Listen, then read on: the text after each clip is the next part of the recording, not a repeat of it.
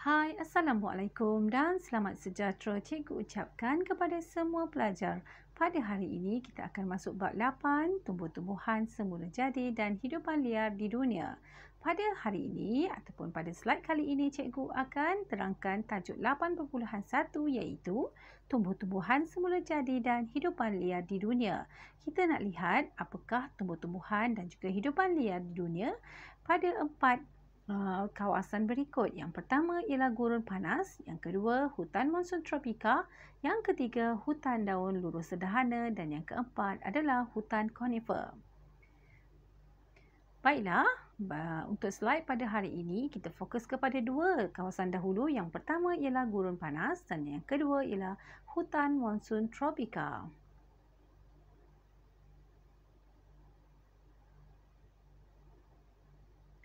Okey, kita lihat tumbuh-tumbuhan semula jadi dan hidupan liar di dunia. Okey, yang ini yang cikgu cakap tadi merangkumi 4 kawasan. Okey.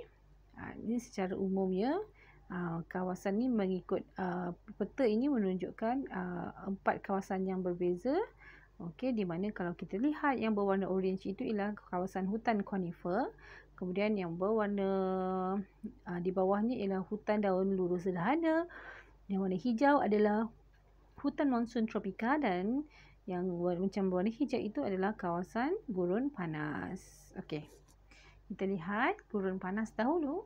Gurun panas meliputi kawasan gurun Thar, gurun Arab, gurun Iran, gurun Majov, gurun Sahara dan juga gurun Atacama dan yang terakhir ialah gurun besar Australia. Okey. Ini boleh rujuk juga buku teks ya. Okey, ini adalah saya ambil daripada buku teks. Okey, kita lihat yang pertama. Ini adalah kawasan gurun panas. Kalau kita tengok di sini di sebelah kiri ialah gurun Mojave. Gurun Mojave ini terletak di kawasan Amerika Utara. Manakala gurun Atacama pula terletak di bahagian Amerika Selatan. Gurun Sahara pula terletak di kawasan utara Afrika, manakala gurun Kalahari terletak di bahagian selatan Afrika. Okey, kemudian ada gurun Arab, okey, itu di Arab Saudi lah. Kemudian di gurun Iran di Iran, gurun Thar di India, seterusnya di bahagian gurun besar Australia di negara Australia. Okey, kita lihat ciri-ciri tumbuh-tumbuhan semula jadi yang terdapat di gurun panas. Tumbuh-tumbuhan kawasan gurun terdiri daripada tumbuh-tumbuhan yang tahan cuaca panas. Pokok jenis xerophyt sahaja yang boleh hidup di kawasan ini. Pokok-pokok di kawasan ini juga tumbuh secara jarang-jarang. Okey, kemudian ciri tumbuh-tumbuhan semula jadi di kawasan gurun panas contohnya ialah cactus, prickly pear, semak samun berduri, lepas tu pokok esparto dan juga pokok akasia bantut. Okey, ini adalah pokok prickly pear. Okey, ciri-ciri yang lain, tumbuh-tumbuhan ini mempunyai akar yang panjang yang menjalar ke dalam tanah ataupun merebak ke permukaan bumi untuk menyerap air. Pokok di kawasan gurun mempunyai daun yang berkilat, kemudian liat dan juga berbulu. Kemudian kita lihat ciri hidupan, iaitu fauna di kawasan gurun panas. Okey, kebanyakan hidupan liar di kawasan ini adalah jenis nocturnal. Okey. Hidupan liar di gurun panas menjimatkan tenaga dan air di kawasan di dalam badan dengan berteduh di bawah pokok ataupun bersembunyi di dalam lubang dan hanya bergerak aktif pada waktu malam untuk mencari makanan. Contoh hidupan liar yang terdapat di kawasan gurun panas ialah unta, kalajengking, tikus jerboa, dan cicak hutan, biawak pasir, musang phoenix dan juga adex antelopes dan juga rusa gazelle. Okey. Ada juga katak, bukan katak tapi dalam kodok. Kodok merupakan amphibia yang boleh duduk tertimbus sehingga 11 bulan di dalam kawasan gurun kerana kulitnya yang kalis air dan dapat menyimpan kelembapan dalam badan. Lama 11 bulan dia boleh duduk dalam bawah tanah. Okey, kemudian kita nak lihat pula tumbuh-tumbuhan kawasan hutan monsun tropika. Hutan monsun tropika tumbuh di kawasan Asia, terutamanya Asia Tenggara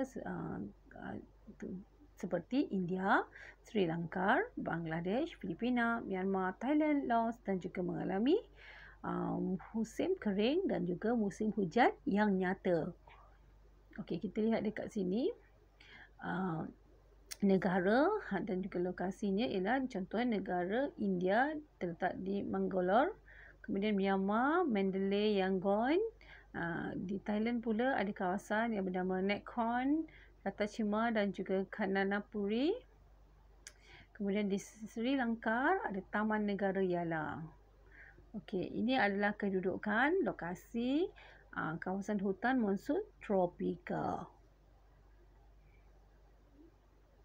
Okey, kita lihat ciri-ciri tumbuh-tumbuhan yang terdapat dalam hutan monsun tropika, iaitu tumbuh-tumbuhan di kawasan ini terdiri daripada tumbuh-tumbuhan berkayu keras seperti pokok jati, penaga, cendana, celutong, buluh dan juga rotan.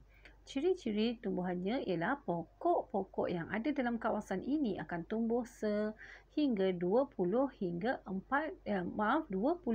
30 meter tingginya. Kemudian mempunyai daun yang banyak dan juga lebar bagi mendapatkan cahaya matahari.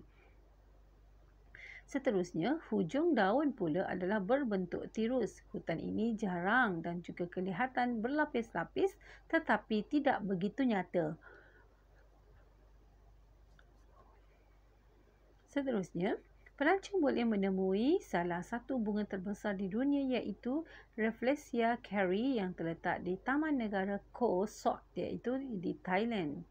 Kemudian kita nak lihat ciri hidupan liar di kawasan ini iaitu kebanyakan haiwan di kawasan ini terdiri daripada haiwan yang berbulu nipis, kulitnya berkedut dan juga bersaiz besar.